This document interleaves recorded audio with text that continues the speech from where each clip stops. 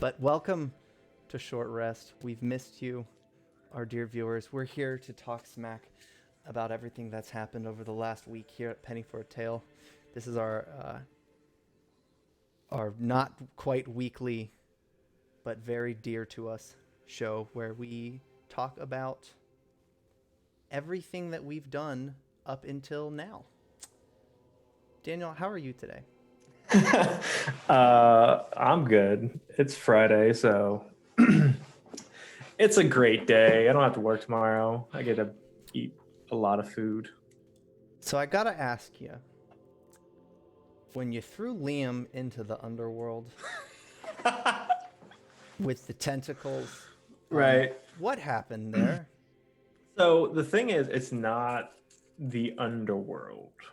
It's a world underneath a road. That's all I know. That's what it looks like. It's underground. Um, I can't say too much without giving it away. I know. Uh, I only mean to put you on the spot because I'm quite curious and I'm desperate to know.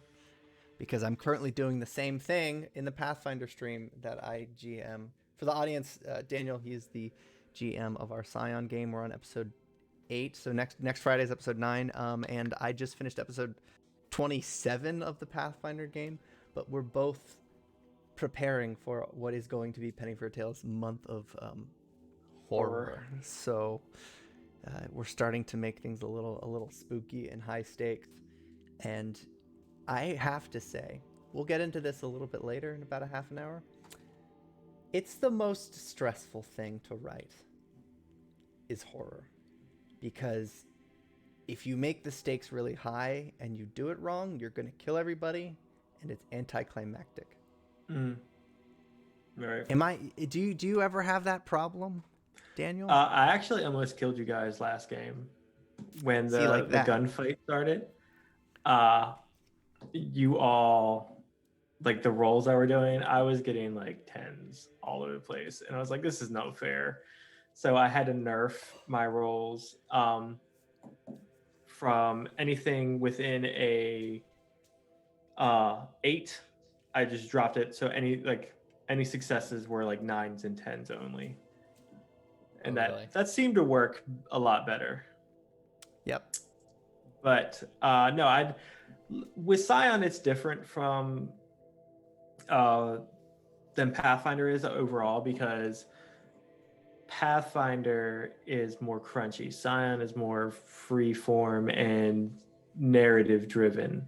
So if I don't like the way a scene's going, I can just put the hand of God in there and kind of move it around. Yeah, that's true. I think there's a case to be made for the crunchy systems because sometimes you really don't know what's going to happen to your character. So for Scion, I don't expect my character to just suddenly die in one turn. I don't see it as that much of a possibility. In Pathfinder, 1st or 2nd edition, or the D&D editions, that's so real. That's probably the most real feeling in those games is you have something that you want to do, and even the GM wants you to have that moment, but all it takes is one turn for a critical hit to confirm, and then a high damage roll, and you fail a save, and you're dead, and then everything that you had in your mind, and this person, gone. 2 people who are just trying to tell a story. They're trying to pick a narrative for you. And all of a sudden, some like random number generator is like, no, you're dead now. And it makes combat feel real iffy. So like if you remember in the Pathfinder last episode we did, Vesperin was being flanked practically by a dwarf and an elf who was firing at her from a distance. The dwarf was tackling her. There was a very real sense that her life was in the party's hands. And it happened like 4 times in a row. She was doing fine, and then she was in a pickle. And then you helped her, and she was doing fine. And then she was in danger again. And she got up, and then she fell down again. And then the place was on fire. And if this were a really rules-light system, like I wouldn't just kill people off for no reason. Right. But the way that the numbers work and the way that these abilities work, it was very possible that you'd just be saying goodbye to a character after only being present for 2 episodes. And I definitely have that happen to me in 1st edition. I also feel like that's like a lot of the a lot of the allure of systems like Pathfinder as opposed to systems like Scion, because you can wipe a whole party on accident. Like it's not your fault, like no fault of your own. Like you could have party members that you have like super detailed arcs for walk through doors and die because they Yep. didn't check for traps. Which, by the way, I hate traps in any system. They drive me crazy because any system where you have to go, I'm checking for traps every 5 seconds annoys the hell out of me. It's the Wow. worst. Go off. Go off, Daniel. Go off. It's Continue. it's No, continue. I've literally played in games where an hour to an hour and a half of the game is just people saying I'm checking for traps and doing trap check rolls, and it's like if Yeah. it's boring for the rest of the party. Traps became a weird currency of dungeons in Dungeons and Dragons, and it became a balance of how many do I have to set so I can punish people when they slip up and forget to check, and it's sort of like the joke about just detecting magic every 5 seconds. Right. Being that cautious isn't fun, and it doesn't instill you're not an adventurer if you're like an engineer. Like that doesn't, like, what are you? You're a civil engineer excavating a dungeon. You're not an adventurer. Right. At You're that taking point, this you're a place grave apart robber. from the top down. For you, those of you who are coming on, we're doing our very first iteration of what now I'm calling the segment "Go Off, Daniel," where we find something to rant about, and we just curse about it until it's vexed for all eternity. Yeah. Today we're mad about traps, and I fully agree, especially because in order to combat the amount of traps that were made in some systems, people built characters that were just designed to take care of traps. How annoying must that feel? That like your job is mainly to prevent something bad from happening. Like what if your character was built around preventing cavities for the party? That's it. That's not fun. There's no accomplishment when you're not tripping traps. You're just disabling. What And plot is this? Yeah. Then you as the player present the GM or DM like a conundrum, because then they have to instill traps in all these different things. Like if you're not dungeon It's an crawling arms race. for one session, like that character essentially has nothing to do. And Yeah. like that branches off to a whole other that's thing. actually Like no, that's of, good, because that's a good point that I forget about sometimes. Is it's a paradox when you build a character designed to take care of a certain problem, because then the GM just has to throw in that problem. So if you build I don't throw in traps, but if your rogue is legendarily good at disabling traps, great, now I have to put in traps. Or if like your character is just really good at breathing underwater and swimming, you did that so that you could be safe in the event that happens. It wasn't going to happen until you took that class. Now I have to throw it in so that way your character's valuable, because I like to make sure that people are like doing the thing that their character is designed to do. But it's like, right. that problem only exists because you chose a way to try to mitigate it. It's kind of weird, but at least that's fun. At least like jumping in the water, that's probably pretty fun. But disabling a trap, it's like it would just be me showing you what fun could have been. And the thing is, the thing is, there's only so many ways you can describe reaching your hand in a hole to click a lock, or to run your hand along a ledge to feel for a button, Right.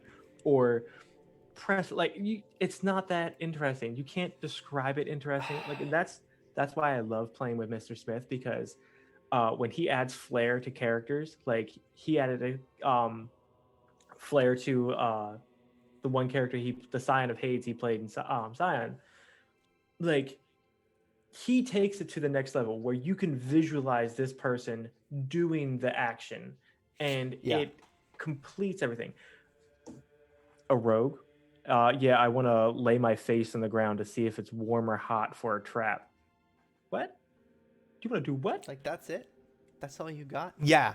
And then there's that weird mechanical thing where you would do poorly on a check to disable a trap.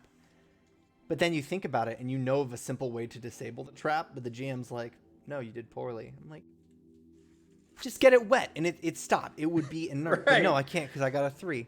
And Cool. the thing is, Yeah. it takes like I feel like games like that, like you should be allowed to have a certain amount of ingenuity. So if I'm like, something happens, we're like, oh, fire's spreading all around, but then you got somebody that can summon water and they can, kind of put the fire out before it spreads. You're like, oh yeah, no, you stopped the thing from happening before it got too bad. So congratulations. Like, oh, cool. Yeah. But anyway. Yeah. I think disabling hazards once they've already started is probably a lot more fun than preventing a trap from ever even being sprung is it's like dissecting a monster instead of killing it. Yeah. All right. Well, you know what it would have been, and now you get to enjoy what's behind it. That's it. Yeah. You get no loot. you didn't do anything cool. The Pathfinder Adventure Path, Age of Ashes Book 1, the water tower. If you remember the water tower scene where you guys where they were hacking out the leg. So that was in the book, where you have to think about a way to put the fire out in the building, and it was very free form. It was like, you guys are near a river, there are a bunch of water towers, party can try to figure out what to do. If you want to do a bucket brigade, you can. I don't think they actually talked about destroying one of the water towers, but that seemed like way more fun to me. There's a lot more water in a water tower. It shouldn't be like thwarting the plan. Like, oh no, this bomb's about to go off. Stop. Really? That's it? That's right. it? That's all we get? Nah, I'm not a fan. But I have this weird bias as a GM where, like, if I run a game, I need things to be destroyed. I don't know why I'm like this. I get like Bollywood levels of cheesy destruction and like Uncharted, where I'm just like, if you guys walk into a building, you're walking out of it and it's like collapsing and exploding. I don't know why, but it's just poor infrastructure. It makes the combat a lot more juicy to me, to just have stuff going on environmentally. I don't know. But also, it's that flavor that you are giving to the story to make things interesting to not only the players who are playing, but to also the viewers, like, especially, and I feel like it's especially important when we're doing streams and things like that. Yeah. Because if I'm listening to you and you're like, oh yeah, so we're walking through this hallway and every 5 seconds I'm checking for traps, I'm gonna turn it off. It's no longer fun for me. Detect magic and detect evil. Yeah. There was a time and a place, and I think there's still a place for systems like that. The GM versus party hack and slash dungeon delve, and I'm pretty sure Paizo they've already made one, or they're currently making an adventure path that's designed to be a mega dungeon. It's like a module, or it might even be a full adventure path that's a mega dungeon. If you can make it work, you're a better GM than me, because I don't like to think that it's an insult on GMs who choose to do that. I think it's just a weakness that I can't make it that interesting. Because for me, it just has this like classic roguelike, but it's not that fun. I feel the opposite on that one, because I feel like games, to me, when I first started role playing, it was all about the loot and the fight and everything. Now it's very much about the character arcs and the interactions you have with NPCs and the bonds you build with them. Like, it's very fun for me because as I've gotten older, I've realized there's different ways to look at problems to solve them, and it's just different ways to like interact with that fantasy world that's been brought to life. Like, I really want to say some of the behind the scenes stuff that Salix has done, but I don't want to spoil it. I want. So I'm just gonna about Salix. Up until now, how do you feel about that character? So we've went over it before, where Salix is a reiteration of another character that I've played before. Yeah. And I quickly threw him together because he was just supposed to be a filler character for when somebody called out of the game. And then he kind of took on his own life and became a permanent stable point of the game, which I'm super happy for. His arc from the beginning to now has been a roller coaster, and I couldn't be happier from where he was to where he's at now.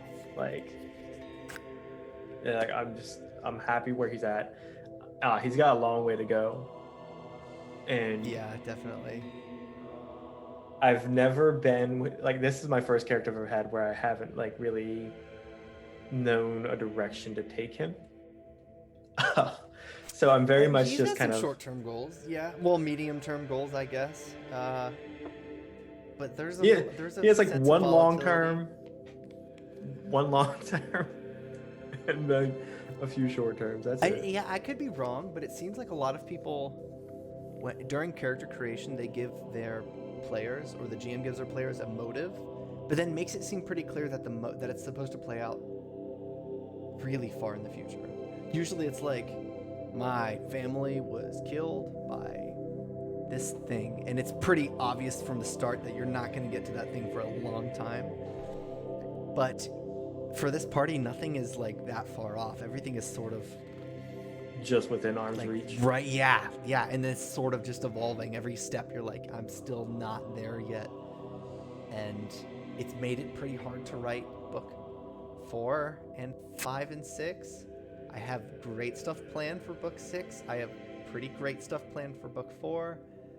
Not a lot planned for book 5, but I can no longer write without writing things into those 3 books that are left because of the events of them. And yeah, I can't get into it, but I am so happy that the party is here. And if people died, then I need to go back and rewrite a lot of stuff. That's all I know.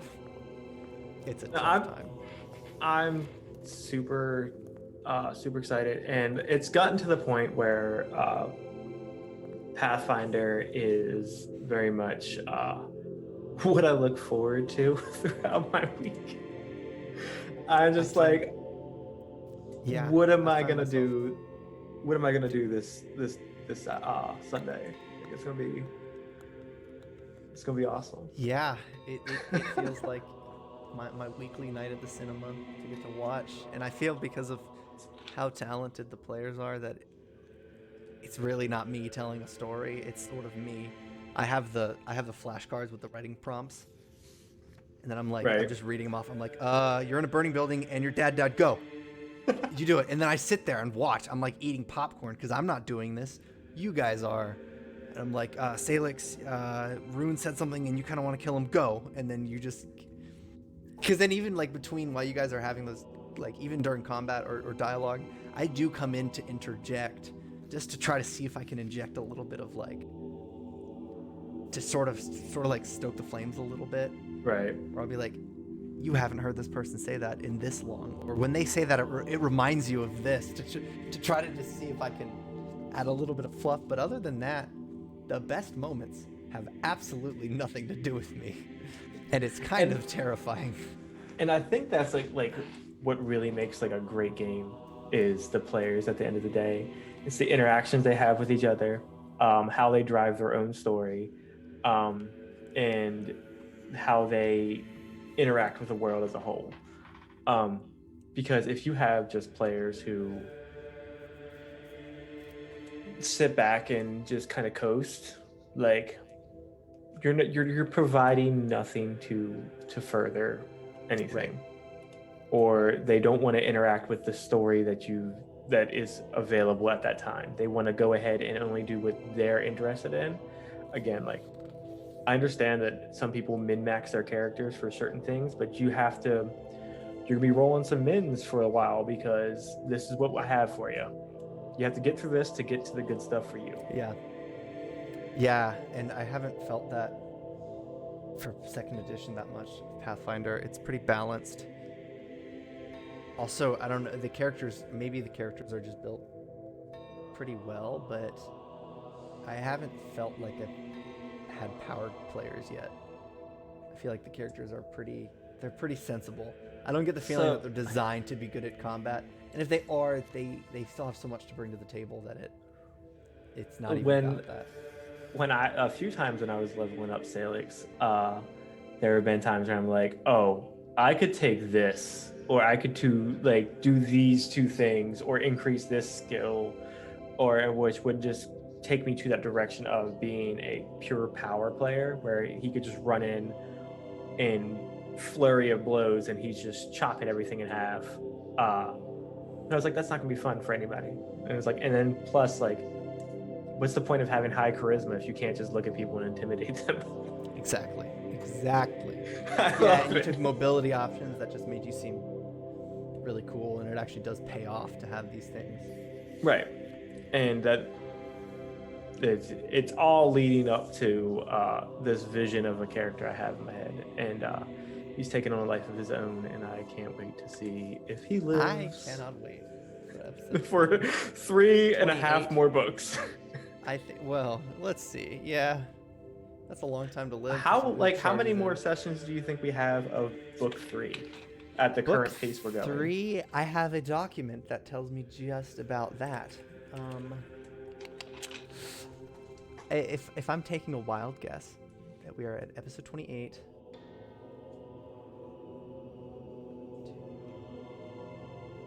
I don't know. Should I tell you?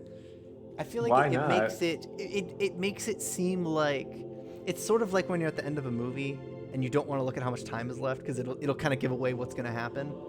You know what I mean? Like at the end of like a horror movie where you're like, these guys aren't getting out. I can kind of understand. Because I want you to think. Begrudgingly, I understand. I don't want you to know when you're out of the woods here for horror. You are never out of the woods, honestly, with this game. In November, you kind of. Well, I can't explain why, but horror is a very different thing. Right, but even though we're not intrinsically in a horror game, the stakes are always high on every game we play. Like, we went to a coffee house and almost died. Yeah, it blew up. Yeah, it done get destroyed. Shit burned down. Yeah, and that was hard for me because that coffee house was the meeting spot for my last campaign. Oh, really? So our players spent about 13 levels in and out of that place. Bye-bye. It was sad for only me and nobody else. That's okay. So, I have a question. Yeah. If you run another game after this one, like another Pathfinder game, which we all know you will because you love the system. Don't lie, we know. I will. I'll be back. Will you utilize the universe that we have interacted with up till now again? Because I know that you've Diedrich and other people like Theobald, they were all old characters from the other game. Yeah, so for me, I have a habit of trying to use as much leverage as I can. If I have spent time doing world building or becoming knowledgeable in someone else's created universe, I'm totally going to use it because I'd rather have encyclopedic knowledge than have to do it myself. It's just a huge tax. And I also don't think I could do it better. I would definitely use the Paizo Galarian Pathfinder universe, but because I'm using the universe, I might as well use that world discontinuity that I've created because there's just so much content to go off of. Right. And every month that passes of me GMing Pathfinder, I learn more about the lore of Pathfinder. So at this point, it's safe to say, yeah, I'm pretty obsessed with Pathfinder. Even if because sometimes I just kick off from it and just do weird stuff. You can break from it. You're kind of supposed to break from it, but you have this core that you can draw from if you need to. Yeah, and it's intentional. It's like that on purpose. So, for example, the largest city ever written into the Pathfinder universe is Absalom. If you look up Absalom on the Pathfinder wiki, it says it's, quote, one of the largest cities in Galarian. The reason why they do it is because they don't want to tell the GM what the number one largest city is, because it's largely not Paizo's world that you're going to be inhabiting. You're making stuff up as you go along, Right. so you're breaking the canon. So they don't actually make assumptions. It's for the same reason why they never say, like, you'll never find a half-elf in this region. They'll say this is very uncommon. That way you can still break from it, but they're not being restrictive about certain things at all. And it's made it really easy to just write whatever shenanigans I want.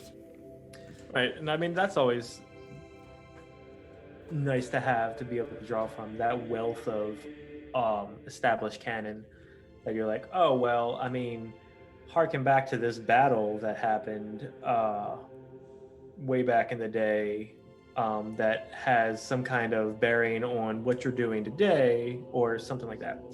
And I always kind of wish that I had something like that to draw from, because I still am a very big proponent of, I want to write a novel based off of a game I play. Yeah.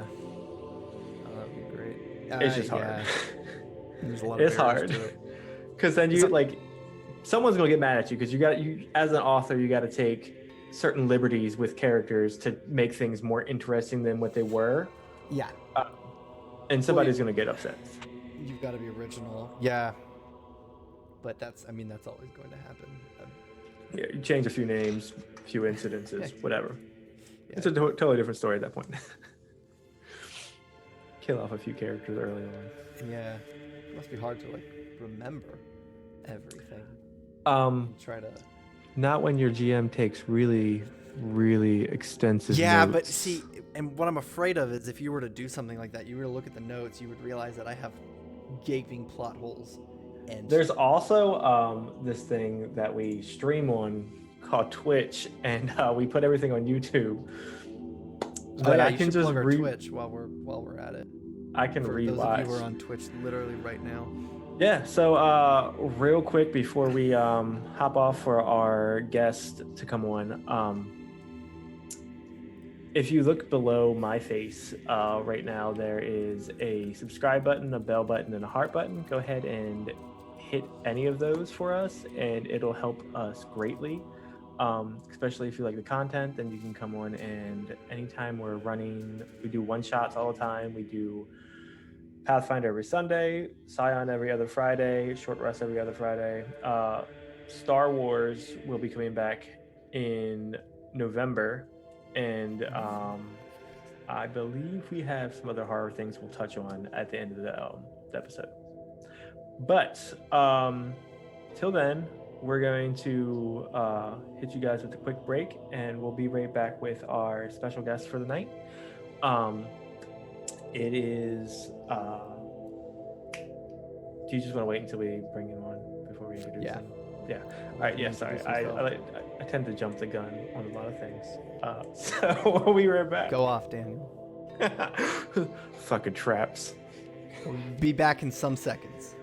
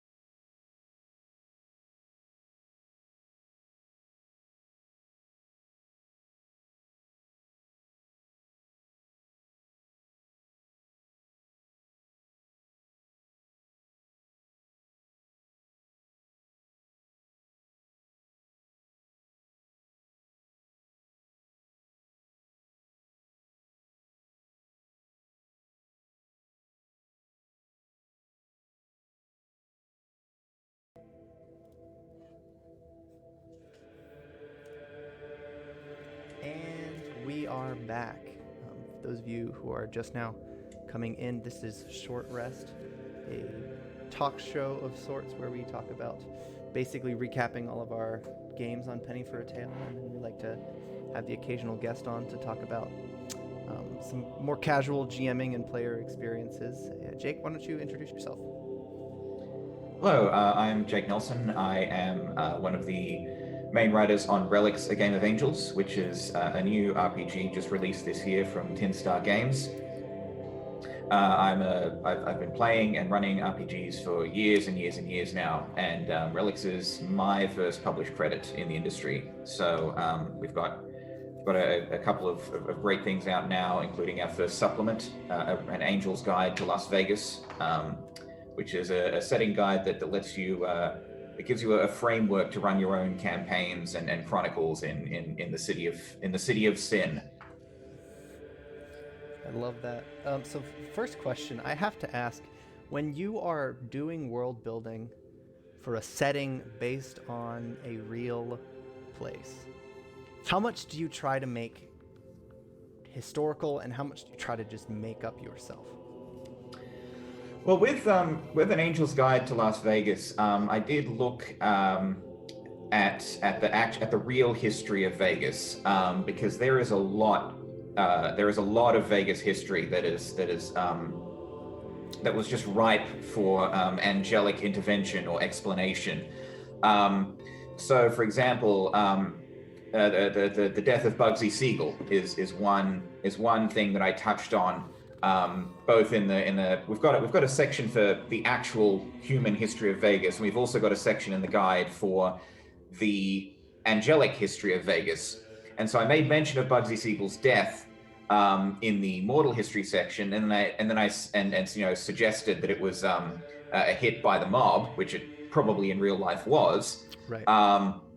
But then in the angelic history section, I said, no, actually, Bugsy Siegel was not really the target.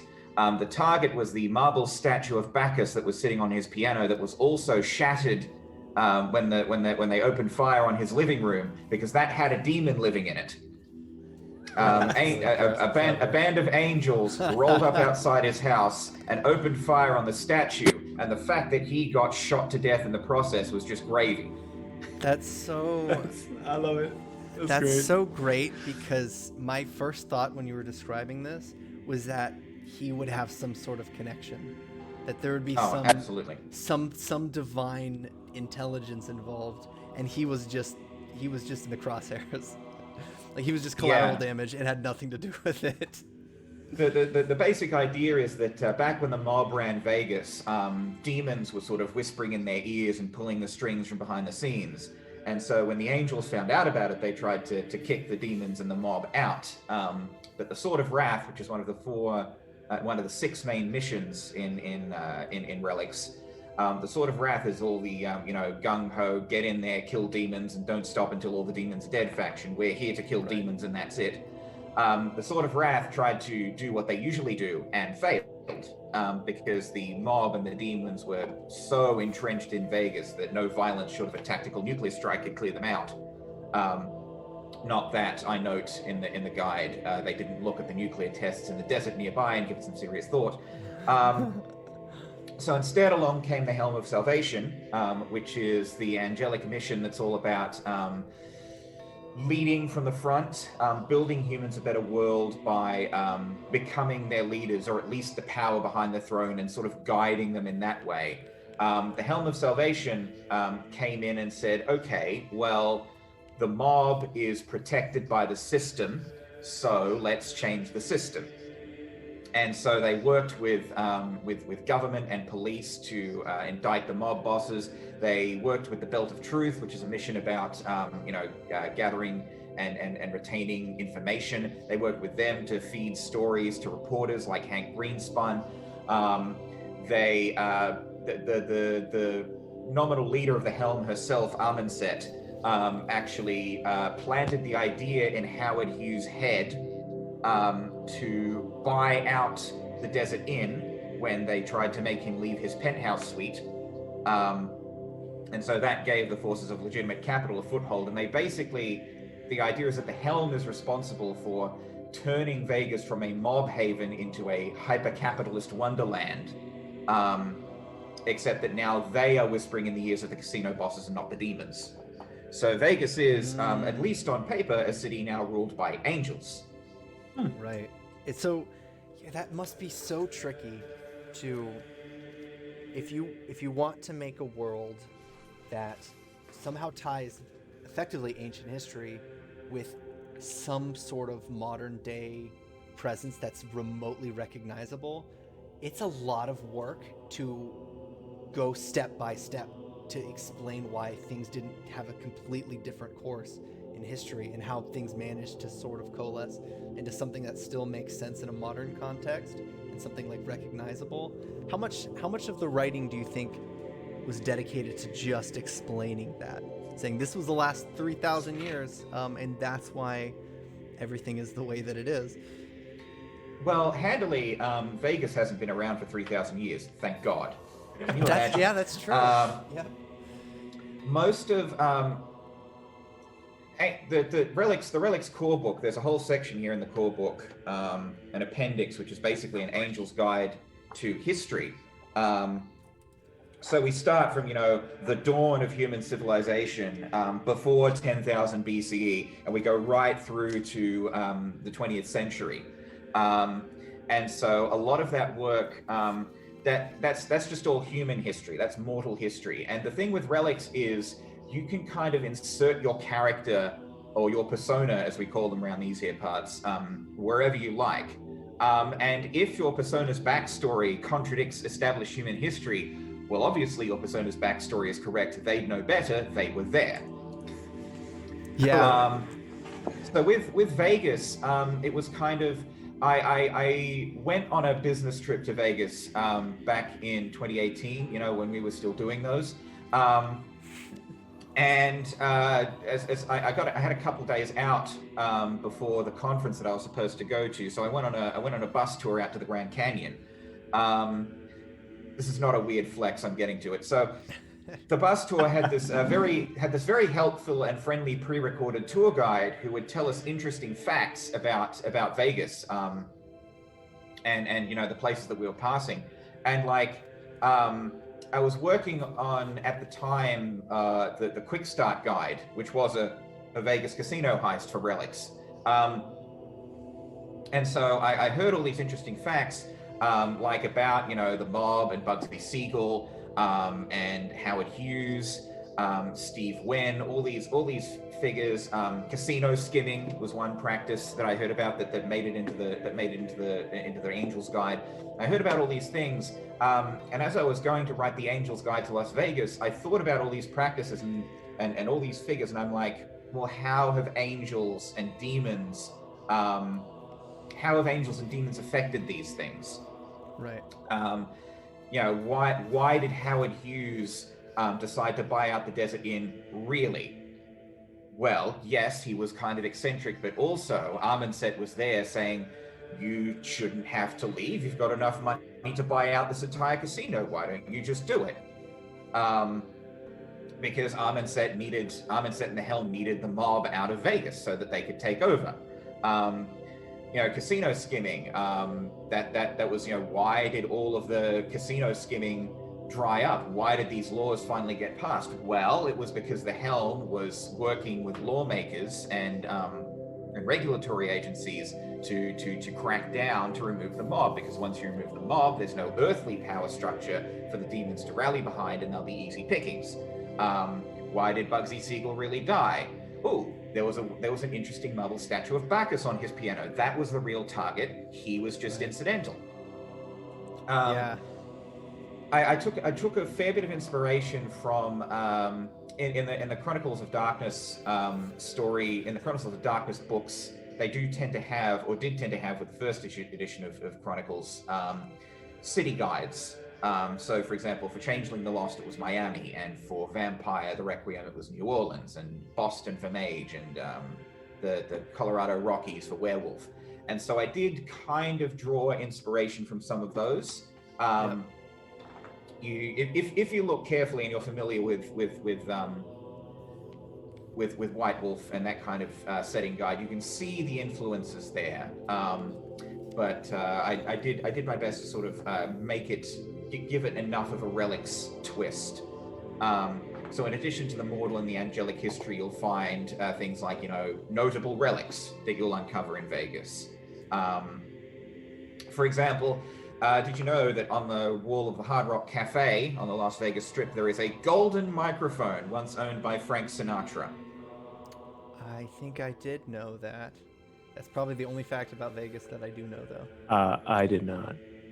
Well, there is a golden microphone on the wall of the Hard Rock Cafe, once owned by Frank Sinatra. And in the Relics world, it has the power to make you, to let the singer sing as well as Frank Sinatra. But curiously, Frank Sinatra never actually used it. He was just that good. That's good. That's charming. Also in the men's urinals at, I think it's the Main Street Casino downtown, there is a chunk of the Berlin Wall. It's not a relic or anything. It's actually there. That's a real thing that exists.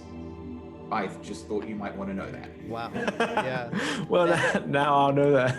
I think as someone who writes only a little bit, like only enough to GM, I would be terrified of writing something that could be fact-checked or proven wrong.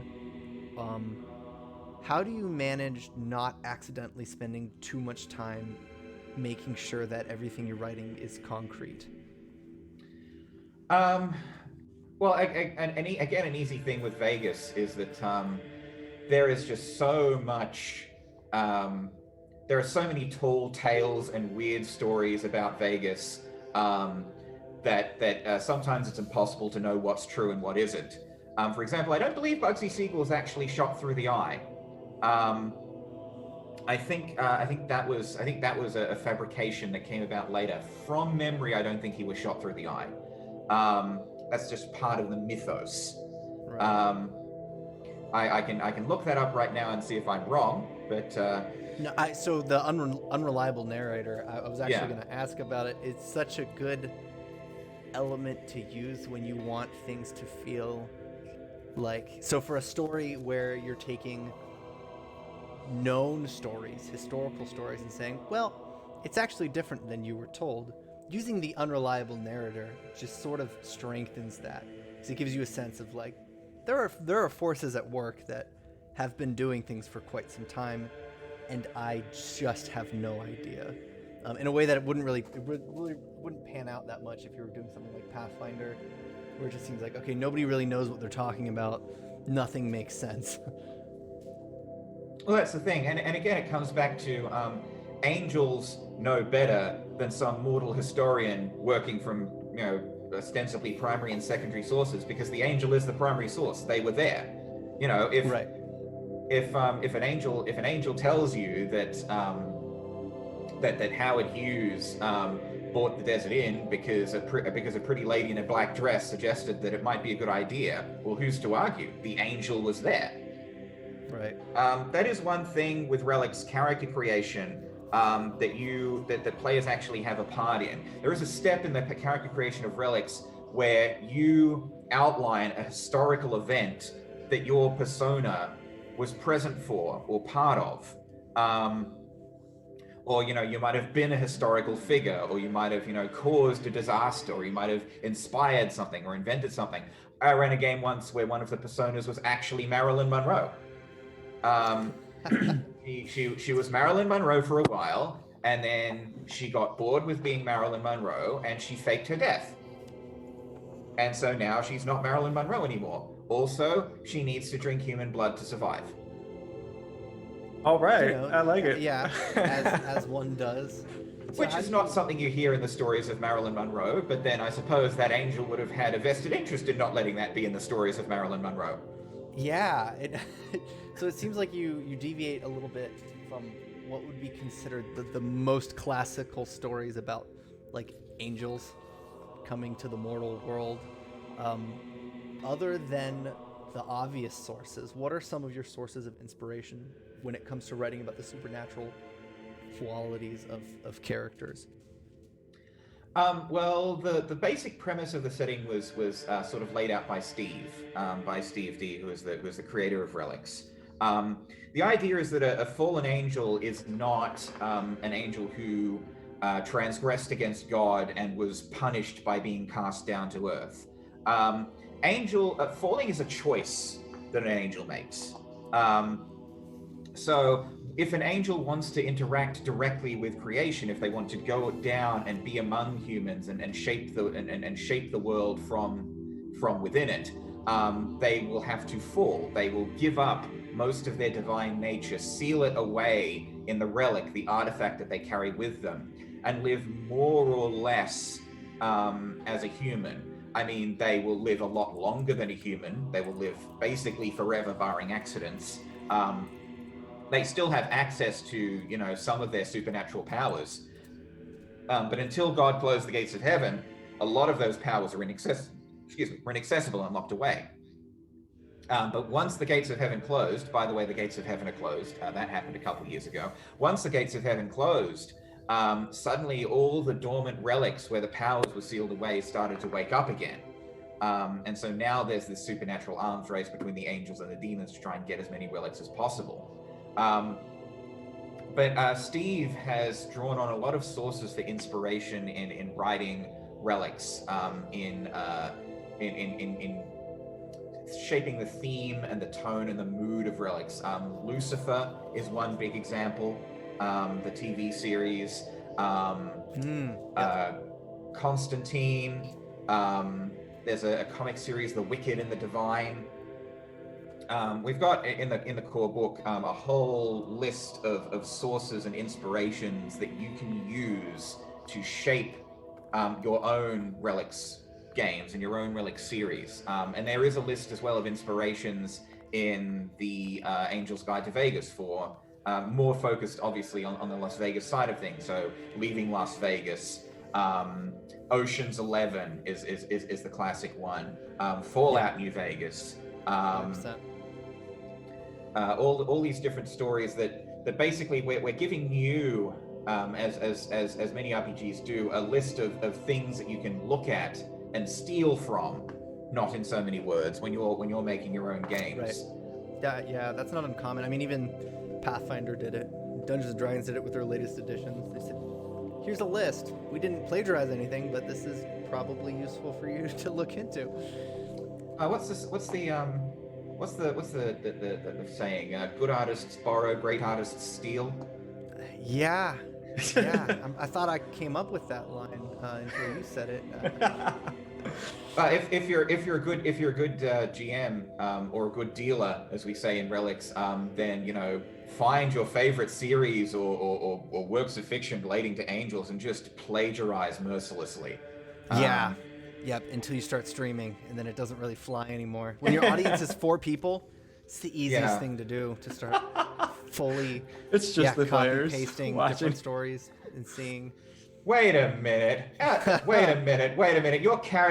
Your angels just woke up in a hotel room with a tiger and one of them's missing their teeth. That sounds familiar. Don't look into it. You're gonna make the GM mad. So before this must be quite a feat for you as your first credit. What got you into tabletop RPGs as a whole? It's been a very, very long time since I first started tabletop RPGs. I think I first started playing in games like D20 Modern. There was a friend of mine who used to run future setting D20 Modern games ages and ages ago online, and so I got my feet wet there. I got into D&D back during 4th edition. I started the first games I really ran were 4th edition games for my sins. I went to running at conventions.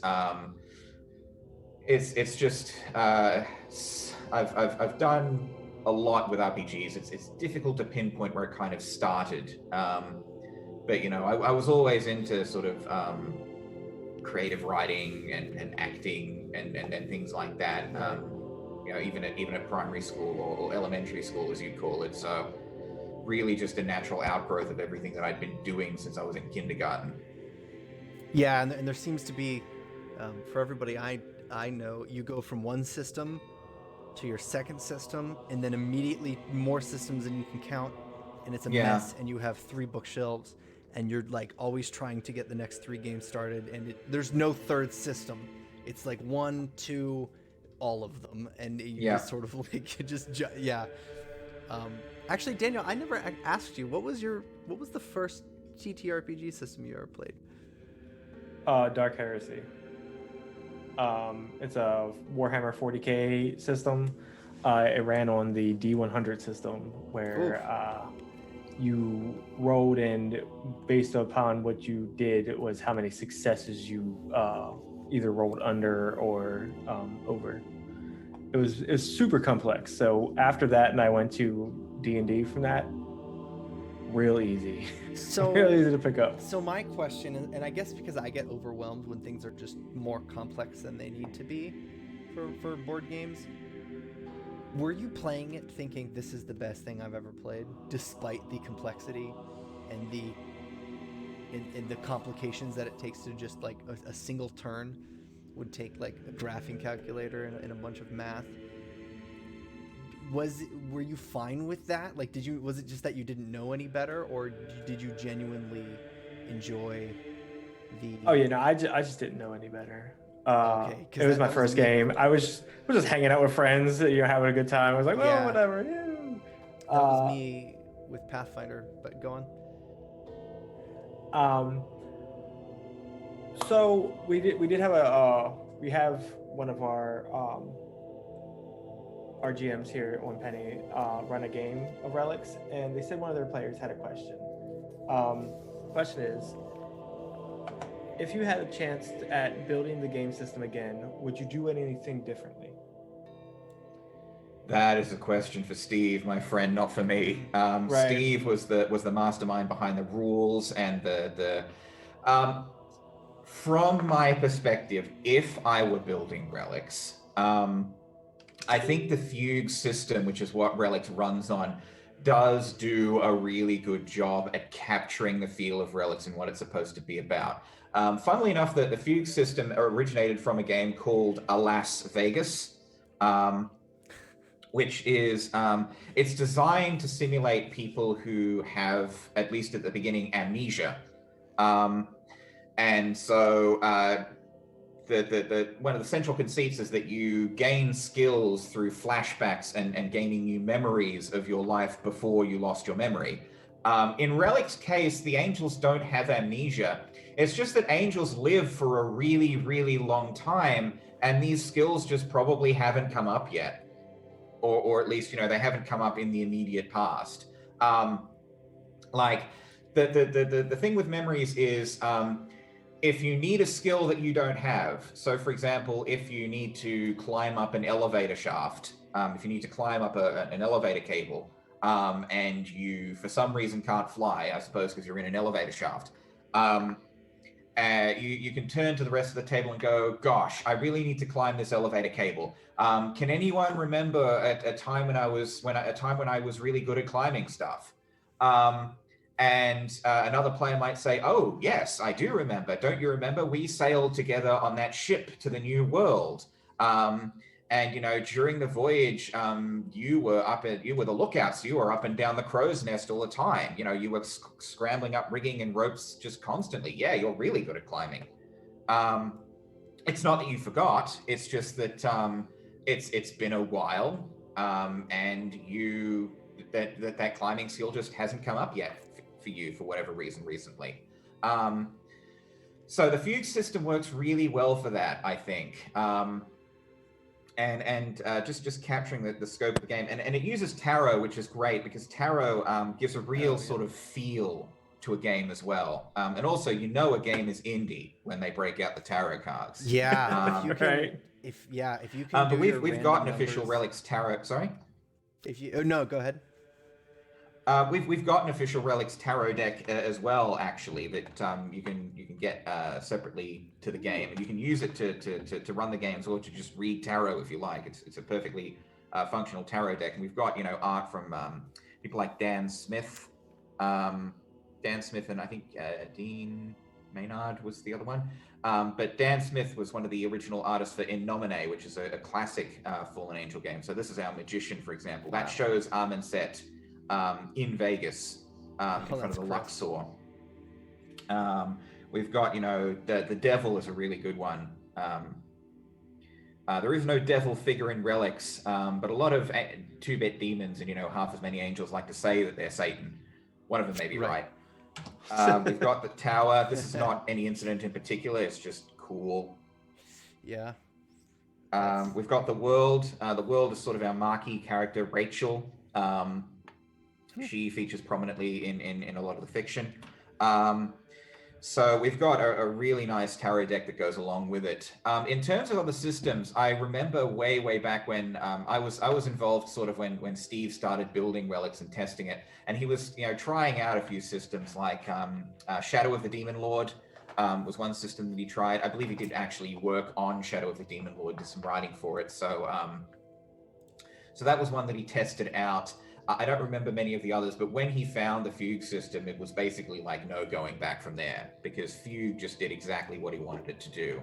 But we do have sort of guidelines in here in the book as well for running it with other systems, or other methods. Like there's a 2d6 method for really simple ones. There's ones where you can just use regular playing cards. I actually wrote a lasers and feelings hack for it. Really? I believe I called it miracles and memories, or the other way around. Miracles is how angelic you are, and memories is how human you are. And when you're doing human things, you want to roll one way, and when you're doing angelic things, you want to roll the other way. So the setting itself would probably lend itself to quite a few systems, but I think Fugue is really the one that makes it what it is. I mean, literally, it's the one that makes it what it is, but it wouldn't be the experience that it is without Fugue. Another redundant statement. You get what I'm saying?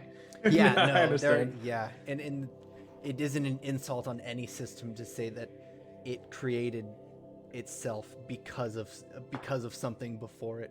Like Pathfinder at no point would ever try to make the claim that it was some spontaneous creation. Neither would like any game that came out after Dungeons and Dragons, or Dungeons and Dragons about like Lord of the Rings. You kind of have to always admit that you are standing on the shoulders of giants, even if what you're making is super creative.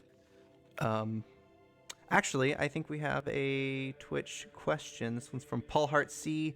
What advice would you have for players looking for a long-term group? What are some do's and don'ts, if you will? Players looking for a long-term group. I mean, if you already have friends that you have gamed with before, and you're looking to start up a group of your own, and you know that they're good people, and you know that they're good role players, that's a good place to start. I mean, a few of my groups have formed that way.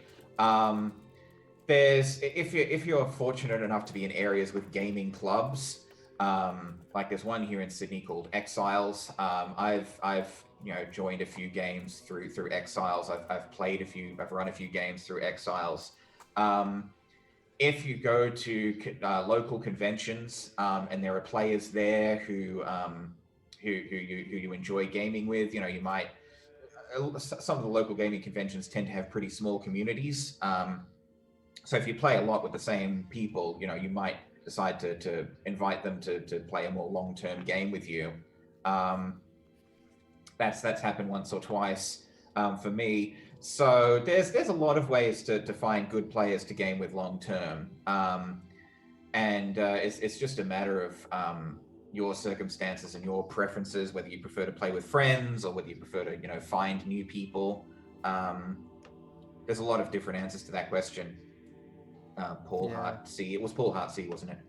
Yeah. Yes, Daniel, what would be your number one trick or tip to trying to get a group together? Oof. So yeah, really at the end of the day, you got to have that reliability. And that comes from players being interested in the same setting. So it's all research on what people you're playing with are interested in. And you don't want to skew it one way or the other, because then that's how you have players drop out halfway. And like, so that's where like one shots come in. Like, you know, you do that one shot. If everybody likes it, then you go ahead and you roll with it.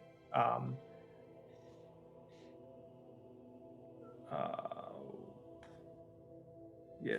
So Paul Hartsey just said, what about keeping a game of Relics going long term? What types of characters, attributes / interactions, things interesting long term in a game of Relics? Well, Relics is not designed to run games that sort of go for years and years. It's aimed at campaigns that maybe go for 6 sessions or so, maybe 6 to 10, because that's just the sort of scope of the story that you'd be looking at.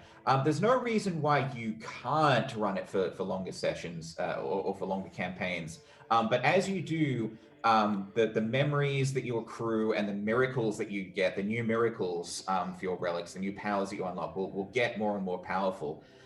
If that's the kind of game that you want to run, then there's absolutely no reason why you can't do that. You could start as like a couple of a band of low-level scrappy angels on the street, and end with attacking and dethroning God if you would really like to. Right. But Relics works best, and it's designed best for games that have a definite and not too far in the future end point. It's designed to tell sort of short, self-contained campaigns of a few sessions. And really, the other thing is, because of the memory system, and because of the miracle system, where you unlock new powers and create new powers as you go, and you unlock and create new skills and memories as you go, there's no real need to optimize or make sure that you have this and this and this role in a party, or a band, as we call it. There's no need to make sure that you have a guy who's good at hacking, or you have a guy who's good at speaking, or you have a guy who's good at smiting, because at any point you can just say, gosh, I really need to hack this computer. Does anyone remember a time when I needed to hack a computer? Right. Yeah. Like, some angels are better at some things than others. You will have angels of different aspects who naturally gravitate to different things. Like, Aya angels will always be better at striking. Isha angels will always be better at speaking. But any angel can strike, and any angel can speak. As far as miracles and powers go, they sort of fall under the broad banner of dominions, but they can be pretty broad banners. Like the dominion of lightning, gives access to electricity, but it can also be things like, technology, because technology runs on electricity. It can be, the wind and the sky. The dominion of intercession is all about moving and, shifting things from place to place. But intercession can also cover things like luck, because so much of luck is just being in the right place at the right time, or making sure things fall the right way. Intercession could be teleportation. It could be walking through walls. It could be, telekinesis. Move that thing over there. I moved my hand over the lens to demonstrate. So as far as building out characters go, it's you'll want characters basically who can just have an interesting history with one another. And the beautiful thing about Relics is that history will get built as you go. It doesn't all have to be positive. Well, do you remember a time when I had to climb up an elevator shaft? Yeah, I remember a time when you had to climb up an elevator shaft and left me in the elevator, you bastard. Yeah. So, and I guess that begs the question of what happens when you start to feel that track of memories. And I know, an angel is not alive for 60 years. They're alive for much longer. So it would take a long time. But what happens when it starts to feel like the major beats are being filled out, and you're starting to really flesh out the story, and yet you still have to come up with novel memories. Do you ever feel like it starts to get a little bit crowded in terms of backstory, like towards the end of a campaign? Well, that would probably be a good signal that it might be time to start wrapping things up. If you've just got so many memories and such a long history that you're having trouble thinking of new things. Having said that, though, I mean, nothing says that every memory has to come from a new incident. Like going back to the elevator shaft example, I left you in the elevator as I was climbing up the shaft. But then another memory could be, guards, opened up one of the elevator doors and started looking, so I had to hide in the shadows, and that can become a stealth skill. Or, the Right. guards opened the elevator doors and I had to, kick their asses before they raised the alarm. So that could be like a fighting multiple opponents skill. Right. So, like one tool would be to just build on stuff that you already know rather than constantly having to come up with new points in history to gain memories from. Yeah. Yeah. And so what would you say? And conversely, on the other side of things, the angel who got left in the elevator shaft could get memories from that incident as well. Like, they had to figure out how to get this elevator moving again quickly. Good thing that they, figured out their electrical skill. Or, they had to pull the doors open with, a display of, supreme physical might. So, moving heavy things is a skill, or Right. might, or forcing things open. Yeah, and if it culminates in some lesson at the end of it, it would make sense to continually build off of essentially a flashback, because that is something you see a lot in fiction anyways. There's a flashback, and especially in that heist leads- movies. Right. A lot of Relics games turn out to be heists in the end, and a classic staple of the heist genre is we're in front of this locked door. Aha! Good thing that I got the key code in advance. Yeah, like Which is retroactively. which is something that Blades in the Dark does as well. Which is one Right. thing Do I you like feel about like Blades in the Dark. do you feel like that it captures the mood of Relics for the most part, like the heist feeling? What would you say that the overall mood is? Because I feel like for when you're dealing with a theme like Angels, it could mean a lot of different things depending on the system. Well, the mood of Relics is really one of isolation and desperation. It's very much, you have been stuck on Earth. You now no longer have any communication from heaven. The gates are shut. God's not there. You have all these relics waking up. You have all this crazy stuff now starting to happen. The demons are getting restive.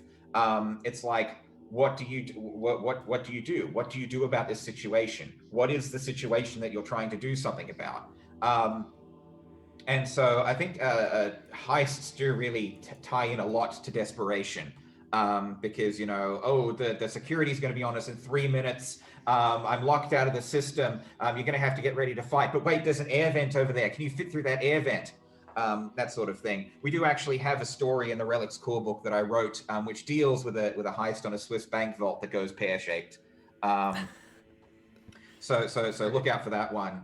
It also involves a demon Nazi getting killed, Wow. which is yeah, great. so that's always the first thing I think about when I hear angels and demons is unbelievably high stakes, not very down to earth battles between forces that are kind of hard to comprehend. So it has that fluidity and that airiness to it, and it's not very solid. So it's good to see a system that brings it in and says, like, no, you're in Las Vegas. You're at a poker table right now. You're not fighting God. And Daniel, do you want to talk about your character Salix from Pathfinder? Because I think it's interesting to contrast. It definitely has the angel vibes, but for more of high fantasy. So Salix is like, he's got the celestial bloodline, but he's definitely like, it's such a weird dichotomy that because Relics pulls from the overall religion of that we have now, but Yeah, Pathfinder definitely. We haven't even touched on what his celestial parental being is. So Yeah, and part of it is because it is intentionally ambiguous. Angels don't have the same origin in D&D and Pathfinder and like other high fantasy settings. So a lot of it is sort of just wishy-washy. Like, you have a halo, we don't even really explain significance, but you have it. You've got wings too. It has a very different mood though in a fantasy game. So much so that sometimes if I hear about that angel versus demon or angel versus devil dichotomy in fantasy, I worry because sometimes it can be very poorly executed and it feels super flat and it just has this black and white feeling, like just let me know when the battle's over and who's won kind of thing. So yeah, I guess the answer really is tying it to reality and making sure that there's something more to the system than just the fact that it's angels fighting things that would want to kill angels. Um, do people Well, that's seem sorry. content with I like I guess it's hard because we do this in Scion where we have to make our players feel like they need to care about relatively small issues despite being very godly people. Is it usually pretty easy for the players to reel themselves in and say, I know I have these gifts, I really just want to play a game of poker right now? Well, there's nothing saying that a lot can't be riding on that game of poker. Um, I mean, the opening fiction in The Angel's Guide to Las Vegas is about a really high stakes game of poker, and it's just two guys sitting across a table playing poker. But the prize, the pot, is their respective relics. You got an angel and a demon playing poker for their relics. Ooh, Um, and that's a good and premise. Yeah, and then the ending fiction is about the winner of that poker game sometime later having to deal with the fallout from winning that poker game, because the loser has not gone quietly. Um, in an Angels in the Quick Start adventure, The Devil's Own Luck, you might sit down in this casino that's mysteriously appeared on the Las Vegas Strip, with no sign of how it got there, and everyone seems to think that it's been there for 10 years when you know for a fact it wasn't there yesterday. You can sit down in the casino and you can just play poker, and you can try while playing poker to maybe gather information about what's going on, or you might, try to get yourself into the high roller suite for a base of operations within the casino. Um, like low level games of Relics, when you're kind of like tier one, level one angels, um, it's basically like three or four tiers of play. When you're like tier one angels, it's very sort of street level stuff. Like you are fighting, you're fighting weaker demons. You're fighting people who've been taken over by relics. You're trying to steal stuff. You're trying to, you know, gain some measure of tactical advantage in a war. And then when you get higher and higher up, the stakes and the scope of things gets even higher. So when you reach, the highest tiers of play, suddenly you're not sort of playing poker for a pair of relics anymore. You are fighting, you're trying desperately to hold back dark forces that would seek to tear open the gates of heaven and lay waste to reality. You are fighting against demons who were the first to fall, who were around, already whispering in the ears of the first apes when they were coming down out of the trees. So there's space in Relics for to play, really low level down to earth stuff and really high fate of reality stuff. Right. So, and it's important when you talk about the expected duration of a Relics game that isn't after 65 games. That could be after 5 games. That Could you be after start to 5 games, could be after 10 games. Right. Could be it could be right at the start. You could start out as really powerful high level angels who are trying to save all of reality, if that's the scope of game you want to play. Right. Yeah, and that's, I don't know, that's very unique, and maybe it's because I haven't experienced an entire library of games. I'm very much a Pathfinder GM that hasn't gone. I mean, I've played in other games, and I might be asking you about that Lasers and Feelings that you've written because I am a fan of Lasers and Feelings. But that's a very unique take on the whole angels and demons thing. And I think it's We quite do, by the way, interesting. have some explanations for the wings and such. The angels are each made up of four aspects, with one dominant over the others, and those four aspects take their shape from the four great beasts, or the tetramorph, the lion, the ox, the eagle, and the human. And so angels, like when they descend to earth and they create their earthly vessels, those vessels mix in elements from all of those aspects. So all angels have horns, all angels have wings, all angels have claws, but they hide them most of the time behind human semblances. So you can have a person who looks almost human, but maybe they can't hide their horns, or maybe they can't hide their wings. And you can break the semblance at any time and expose people to the full glory of the vessel. But let's just say there is a reason why most angels in the Bible preface every interaction with "Fear not." Yeah. When someone tells you to fear not, just start to fear. Just go right to the fear part, because it's coming. Speaking of what's coming, so what's next for you and writing? Do you have any upcoming projects that you wanted to promote or let us in on?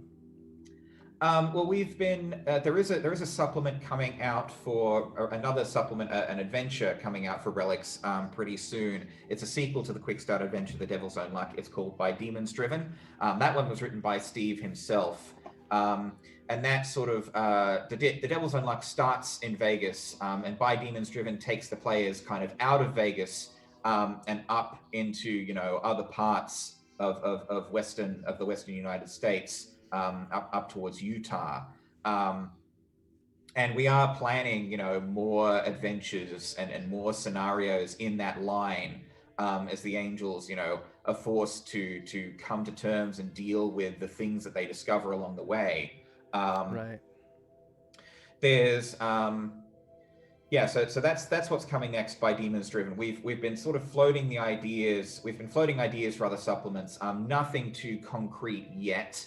But sort of watch this space is basically the message there. And if you have the core rulebook of Relics and want more Relics right now, then An Angel's Guide to Las Vegas is out, and you can learn all the juicy supernal secrets of Vegas and see the movers and shakers and the factions and the actual state of play in Vegas that the Helm doesn't want you to know about. Definitely. And hopefully we'll be able to con our lovely Sam into running that for us sometime soon. I'm hopeful because I definitely want to play in that game. But it's getting pretty late. So did you want to go ahead and wrap it up? Did anybody else have any more questions? Yeah, I mean, we'll hold for any additional questions, but I think we're going to cut it ahead of 10 p.m. Eastern Daylight Time, our time. I know it's probably different for you, Jake, but It's coming up on noon. Okay. Oh, well, right. yeah, we're gonna cut for lunch for you then. Yeah. Right. That blows my mind. I love Zoom. So I'm Ian. You can find me here for just about anything. Just subscribe to the channel and see when you get the notification. Daniel? I'm Daniel. Thank you so much for joining us tonight. I've had a blast, and do hope that we'll see you guys later for all of our other streams and things of that sort. Is there anything that you want to say before we go ahead and head out, Jake? Yes, you can buy Relics. You can buy Relics, a game of angels, at Indie Press Revolution in print and PDF format. You can buy our official tarot deck there as well. You can also buy An Angel's Guide to Las Vegas at an Indie Press Revolution. PDFs of Relics are also available on Itch and at Drive-Thru RPG. You can get the Quick Start Guide for Relics. Quick Start Guide is pay what you want. And it has a full scenario included, The Devil's Own Luck, a classic Vegas casino heist, where everything may not be as it seems. So all sorts of places you can buy Relics. It's a great game. I've had a lot of fun working on it. People have had a lot of fun playing it. That they have. And if you ever need to deliver any tips to any angels living in Vegas, the best person to go to is Washington Post, who works at the Las Vegas Sun. They decided that their name, when they fell to earth, would be nicely inconspicuous. All right. Well, with that, yeah, I'm gonna let some people go to lunch and some people go to bed. So that was great talking to you, Jake. All right. Great talking to you guys too. Bye. Bye.